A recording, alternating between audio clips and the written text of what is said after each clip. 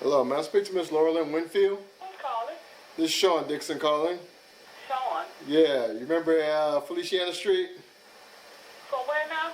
The movie we're doing on Feliciana Street?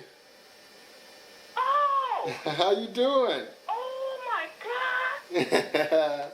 Hi! Hello, how you doing? I'm fine, I'm blessed. Oh my God! Good to hear from you. Yes. Hi. You called my old number, right? Yeah, I was going through my Palm Pilot and I found your old number. And I said, well, let me just try it and call it and see what happens. And I just walked in the house. Oh, great. Yeah, I've been out, running little errands and doing some things, Yeah. Where are you at now? I'm in Baton Rouge. Okay. Well, you're not far. For equipment, I traveled to nearby Kenyon College and met with Professor Jonathan Taswell, head of the Department of Dance and Drama. That's him on the left. With equipment from Kenyon and a high school student volunteer from Mount Vernon Academy, we traveled to Baton Rouge.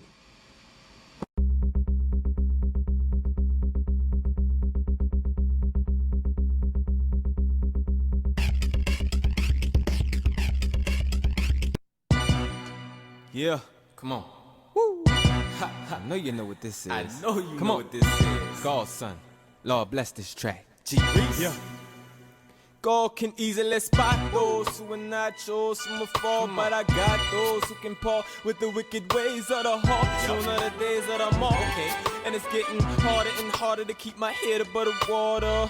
My people are being slaughtered. If I could be as blessed as Elijah and get caught up, and never see death, away off my block on top heavenly steps. What killing is irrelevant, because you never need breath. Inspired with the desire to rise higher, live like Elias, gain favor from the Messiah. Shaped in the air, they say in the Arakaya. His spirit is in me to lead me from the fire. It's hard to do right when you're doing wrong. God is watching, so watch what you're doing, homes. I was shaped in iniquity from my mother's womb. The Lord has gifted me, I know He coming soon. But before He do, there's some things that He want me to do, like infiltrate my culture and tell Him all the truth. I was chosen before my birth to live a life of a soul. On our first day in Baton Rouge, we were blessed with a meeting with Mayor Kip Holden to talk about the impact of Katrina, past, present, and future, on the city of Baton Rouge. Katrina is coming. What type of preparations did you make and your administration make for Katrina? Frankly, Katrina caught all of us by surprise. The storm was predicted to go in a different direction in the span of 2 days. It turned around and started heading towards the New Orleans and Baton Rouge area. In particular, New Orleans.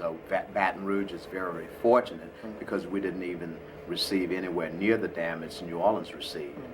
But when a storm is announced, automatically we have a team that jumps into gear that's covering every aspect of health and public safety.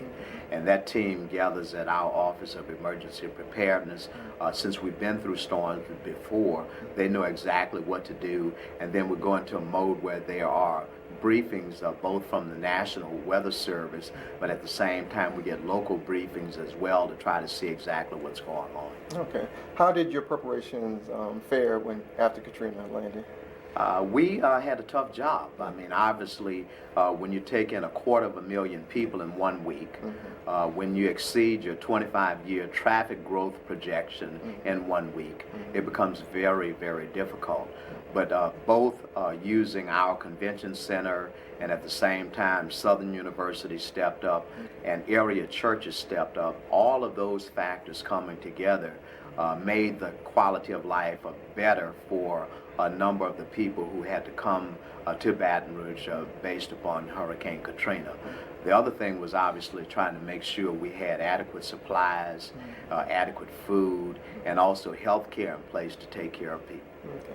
Now, do you remember when your city felt the impact of the people leaving New Orleans? We felt them prior to the storm. Oh, okay. Because the River Center shelter was open prior to that. Okay. But we saw the major influx right after the storm hit, and when there was a warning, because, I mean, look at it, thousands of people. Yeah. Every hotel room is taken, relatives are taking in people, but it was quite an amazing story because LSU did a study that said that over 60% of the people in this parish either volunteered to work at a center or a shelter, or they took somebody into their house, and most people did it more than once. You said 60% of Yes. Oh, okay. Now the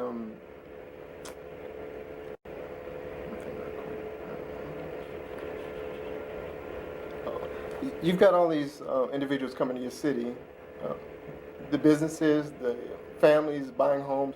Would you consider it a boom or bust for the city of Baton Rouge, all these people coming into your city? Well, I don't consider it a bust, but I don't consider it a boom either, simply because what you have, you have an increase in the amount of tax revenues, but we're also watching a greater demand on public services. For example, the number of calls going to the police department, not so much a higher crime rate, but just people calling.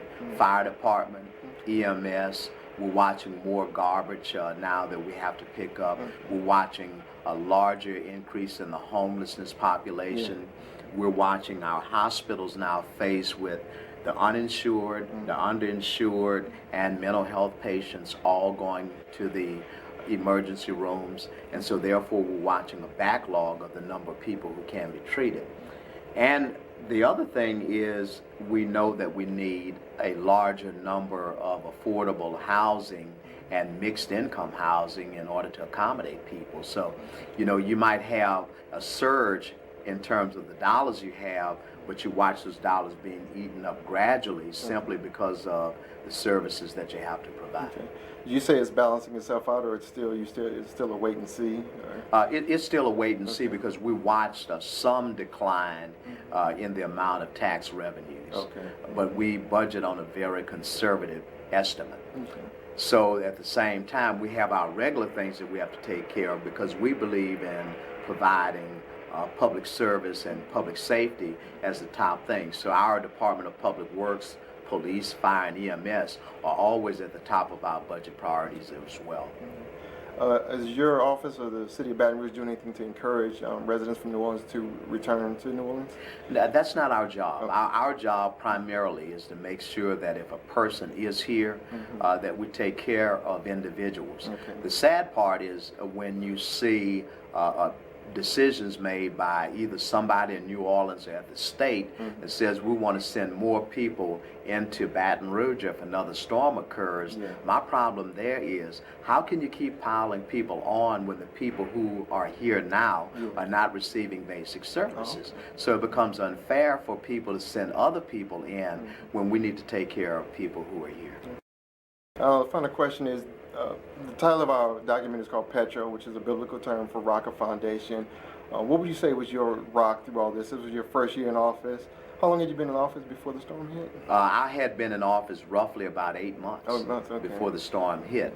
And when you talk about that foundation, had it not been for my faith in God, I would not have made it. Because you found yourself primarily having to make a decision within a minute time. And when that 1 minute, you might have 3 phone calls that you have to say to somebody, tell them to hold on, I'll get right back with them. But the only other thing I can tell you about that rock is you have a short time to make a call. All you can do is hope and pray you made the best decision. Thank you very much. I enjoyed it.